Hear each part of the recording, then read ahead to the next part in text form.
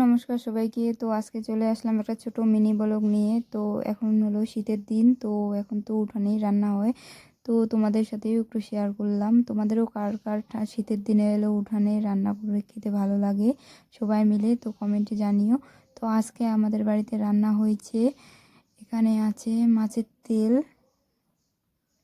এখনও রান্না হয়নি, হবে। এখানে আছে পেঁয়াজ কুচি, আদা রসুন পেঁয়াজ বাটা, কাঁচা লঙ্কা বাটা। তারপর এখানে হচ্ছে একটা গুঁড়া মাছের চচ্চড়ি, মানে হচ্ছে চিংড়ি মাছের চচ্চড়ি। তো এই যে চিংড়ি মাছ দিয়ে চচ্চড়িটা হয়ে গেল, এটা রান্না।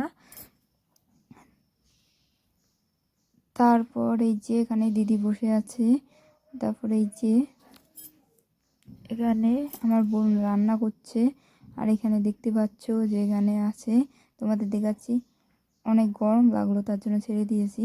তারপর দেখো এখানে রয়েছে পালং শাক, আর এখানে হাঁড়িতে রয়েছে ভাত। তো তোমাদেরকেও দেখাই, দাঁড়াও।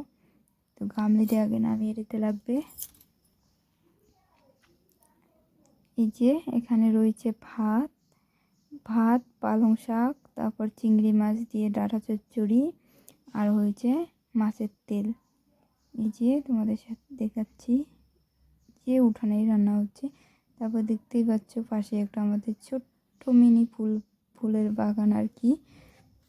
এই যে, তো পুরা রান্নার ব্লগটা তোমরা যদি এরকম আরও দেখতে চাও তাহলে কমেন্টে জানিও, আরও নিত্য নতুন ভিডিও শেয়ার করবো তোমার সাথে। Tata, by.